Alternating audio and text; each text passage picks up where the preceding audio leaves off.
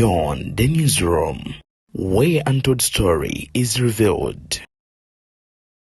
Okusinziira ku information gyenfuna nti ebya Pastor Bugingo byagenze dda maaso n'okubeera nga byonooneka.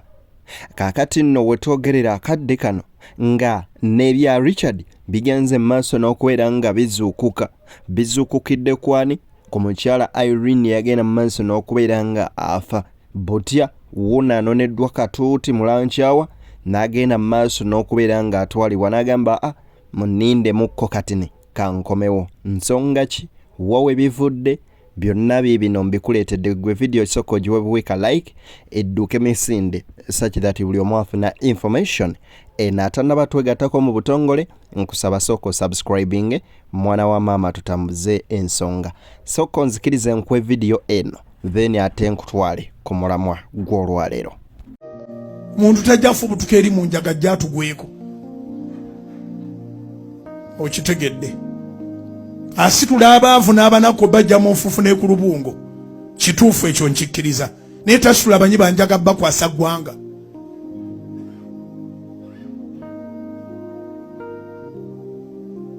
So twebaza Katonda, nze ndi musanyufu nnyo nti at least mikwano gy'abanyi b'enjaga givuddeko ekyo ekisanja kiramba. Babadde nga bagenda eyo ne beetooloola ne babakakasa nti gavumenti eno bajja kusobola ogijjako wapi bagenze n'emikwano gyabwe. Wiki emu emabega obanga tugamba nti Sunday ewedde Susan Makula yavaayo n'ayogera ebigambo ebyefaananyirizaako ku bya Bugingo. Tewayiseewo yadde na mwezi n'omwami era avuddeyo n'akola statements zezimu ng'ayogerera abanywi b'enjaga nti nkimanyi Katonda gy'abantu mu nfuufu n'abatuuza n'abalangira naye tasobola kukwata munywi wa njaga n'amutuuza oba n'amukwasa ggwanga. Pastor Losius Bugingo bigambo bye ne naffe tetumanyi lwaki yali omutembeeyi Katonda yakwasa ekkanisa oba oli awo ne yali malaaya w'omukasino n'amukwasa ekkanisa abe maama waayo. Kale ebyo nno si bibuuzo. Kankweka vidiyo kaneeno weerabireko ku musajja mukulu ono Losius Bugingo butya bwanoneddwa na ngeri ki gy'agenzeemu naye ate njagala nkulage ne wawe bivudde. Mukama alina kyapanga. Nsaba munzikirize mumpemu obudakiika butono. Kirungi ekyo. Kawedde muntu. Kawedde muntu.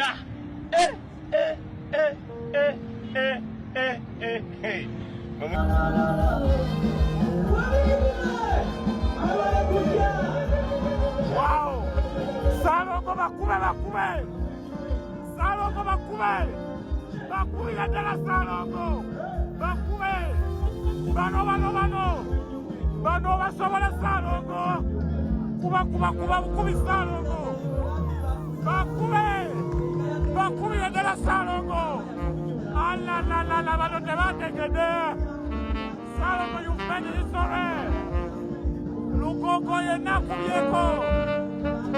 Salongo bakube. Labendu. Kansuubire nti buli omu alabyeka arrows we kabadde kasonga. Musajja mukulu ono bwayimusa n'agamba akankomewukko katini. Mulabye abasajja babadde bambadde ebyambalo nga bakutte n'emigemera wala nga bayimukira kumu naye nga bagamba nti omusajja sooka ojje ate obeeko wano byogenda mu maaso n'okunnyonnyola biki era bivaawa. Kakati nina vidiyo eno gye njagala nkuwe naawe weerabireko ogambe nti ekyamazima amatuufu wano nno waliwo akabooza. Famire yiino evuddeyo nga yeebuuza nti lwaki bino byonna weebiri era nga bikolebwa mu ngeri efaananako bw'etyo. Vidiyo giwe like kankuwe vidiyo eno. Ebuvanjuba nebugwanjuba ewaka wasigalawo ewasinga. Beyond the newsroom gwe mukutu ogukuleetera ekyo ekisinga katiranga naffe ng'oyita ku noti 771 4453 68 ne noti 744 26 41 na bino bikulu tetulanga bafere tetulanga basawo ba kinnansi n'abagwa mu koowa eryo. Mwebale kutuwagira. Thank you. Yakuta omuntu n'amutwalayo simanyi n'amukola ki. It is the same thing which happened to Richard. Ye yagamba baba kuba amasasi. Amasasi gwe bakuba Jufrenze mu myaka gye nvugidde, I think it was over like 15 years. Lumu lwokka lwe nakola kabenje, and that kabenje sinze nakakola I didn't even realize how it came. Naye nawulira nga ntidde nga nkankana. Ekigere kyasigala ku muliro. Nti gwe Bugingo. Nti babalumbye babadde bagenda kubatta, gwe n'osigaza amaanyi agadda ku steering n'ovuga. Nze satta. Ate saakosa muntu nti oba kati amenyese oba ki, naye okutya kuli. Osegeera nti nalemererwa n'okujjako okugulu ku break ku muliro, mutwale eri nange ndi wa Mukama. Ensonga lwaki olaba nkyali mulamu era nkyassa kuba Mukama anjagala. Ffenna tuli bitonde bya Mukama. Naye waliwo abo Mukama bye yayiwako amafuta abasukkulumye abaali bayiibwako amafuta. Bugingo yali yayiibwako amafuta naye kati takyagalina. Bw'aba akyagalina lwaki abantu batuuka okufiira mu kyaki? Bw'abanga akyagalina nga ddala bano abantu bano beeyita abantu ba Mukama Katonda, lwaki balina ba bodyguard nga bano? Njagala kubuulira kino ekintu leero kiteeke mu bwongo bonna boolaba nti babatambulirako nti ono ali mabega we, ono alikola ki, ono amuzimbirako asima akola biki. Bonna babeera basajja abali trained.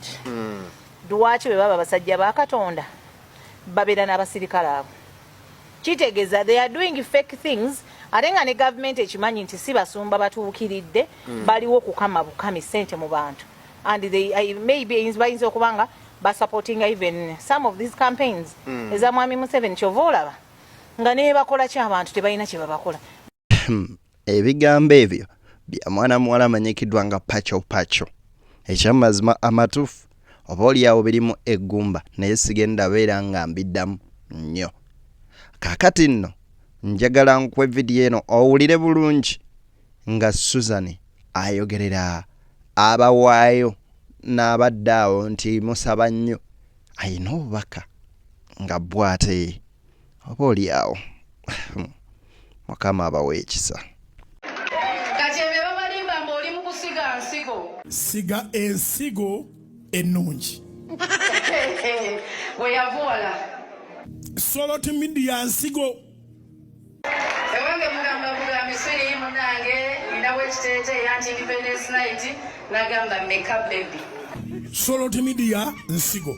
Olwaleero ffenna mbeemu mu Uganda.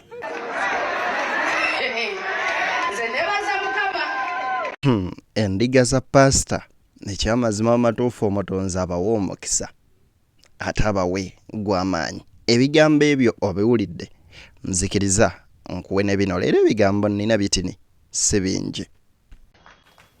Then njagala okwebaza my MVP, the most valuable person. Yeah.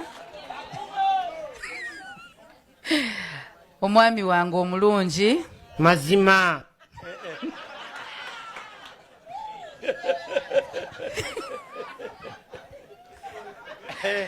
Andange. Omwami omugezi, omulwanyi w'entalo ezize n'ezange, teseetaaga kwogera nga waali era sirwana nga waali. He's a lover. Kyenyiza obbaga. Engalo nammwe. Ate nga si mukodo. Ata. Akasente bannanga abavubuka ba salt muyigire ku pasta.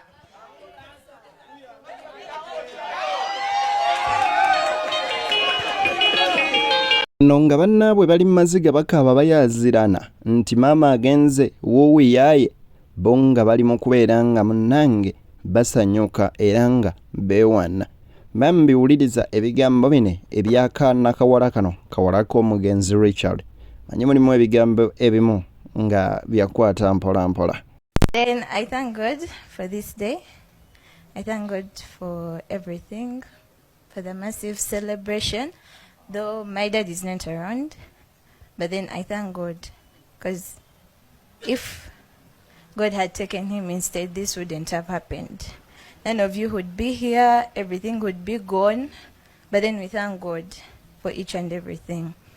I want to thank God for my dad, for everything that he instilled in me and impacted on me, and I also thank God for Auntie Zen. Gambo by'omwana oyo mubiwulidde bulungi, munzikirize. Awo wano wennyini we mba mbateera mbasiibule mbaagaliza ebisinga ate era bye munjagaliza bye mbaagaliza subscribing, liking, sharing. Nze Dene yakutuusaako ensonga nga zino ku mukoto guno bankuumire.